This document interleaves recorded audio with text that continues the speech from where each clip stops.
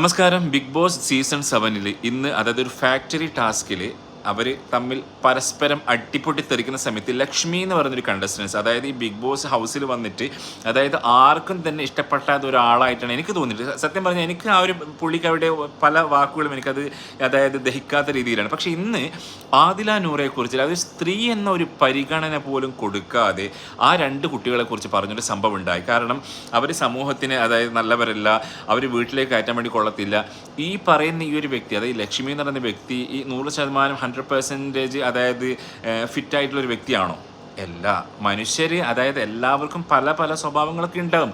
അതൊക്കെ ഇങ്ങനെ എടുത്ത് പറയാമെന്ന് വിചാരിച്ചു കഴിഞ്ഞാൽ അത് നമുക്ക് അതായത് ആരും തന്നെ പെർഫെക്റ്റ് 100% ഫിറ്റും കാര്യങ്ങളൊന്നുമില്ല, അത് 100% ഉറപ്പാണ്. പക്ഷേ ഈ ലക്ഷ്മി എന്ന് പറഞ്ഞൊരു കാര്യം എന്ന് വെച്ചാൽ ആദില നൂറയും കുറിച്ചിട്ടാണ്. കാരണം അവരൊക്കെ സമൂഹത്തിൽ ജീവിക്കുന്നവരാണ്, അവർ മനുഷ്യരാണ്, നമ്മളെപ്പോലെ തന്നെ ഒരാളുകൾ തന്നെയാണ്. അപ്പം അവർക്ക് അതായത് ഇത്രയേറെ ട്രിഗർ ചെയ്തിട്ട് ഈ ഒരു നിലയിൽ എത്താൻ വേണ്ടി പറ്റിയിട്ടുണ്ടെങ്കിൽ അത് ആദില നൂറയുടെ വിജയം തന്നെയാണ്.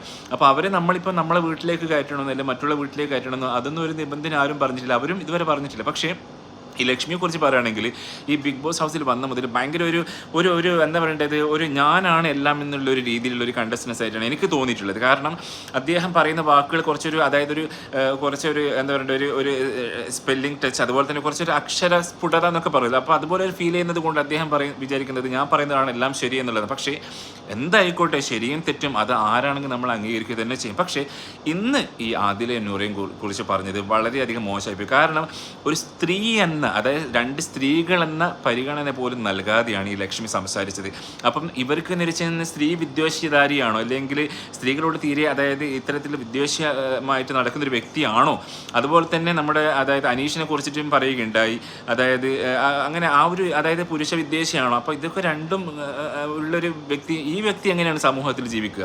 അതായത് പുരുഷന്മാരെയും സ്ത്രീകളെയും കുറ്റം പറയുന്ന ഈ ഒരു ലക്ഷ്മി എന്ന് പറയുന്ന ഒരു വ്യക്തി സമൂഹത്തിൽ എങ്ങനെ ജീവിക്കും? ഇതൊരു കണ്ടസ്റ്റൻസ്, അതായത് ഒരു മത്സരമാണ്. പക്ഷേ മത്സരത്തിൻ്റെ രീതിയിൽ നമ്മൾ കാണും. പക്ഷേ പറയേണ്ട കാര്യങ്ങൾ, അതായത് നമ്മളൊരു നെഞ്ചിലേക്ക് ഒരു 100 വെടിയുണ്ട തറച്ചു കഴിഞ്ഞാലും അവർക്ക് അതായത് ആദ്യമൊക്കെ നൂർക്ക് ഈ ഒരു വേദന ഉണ്ടല്ലോ. പക്ഷേ ഇത്തരത്തിലുള്ള വാക്കുകൾ സംസാരിക്കുമ്പം അതായത് ലക്ഷ്മി എന്നല്ല ആരൊക്കെ ആണെങ്കിലും നമ്മൾ അറിഞ്ഞുകൊണ്ട് മാത്രം സംസാരിക്കുക. എനിവേ, അതായത് ലക്ഷ്മി ഇവർ രണ്ടുപേരെയും കുറിച്ച് പറഞ്ഞതിൽ പ്രേക്ഷകരെ നിങ്ങളുടെ അഭിപ്രായം എന്താണ്? അത് നിങ്ങൾ കമൻറ്റ് ചെയ്യാം.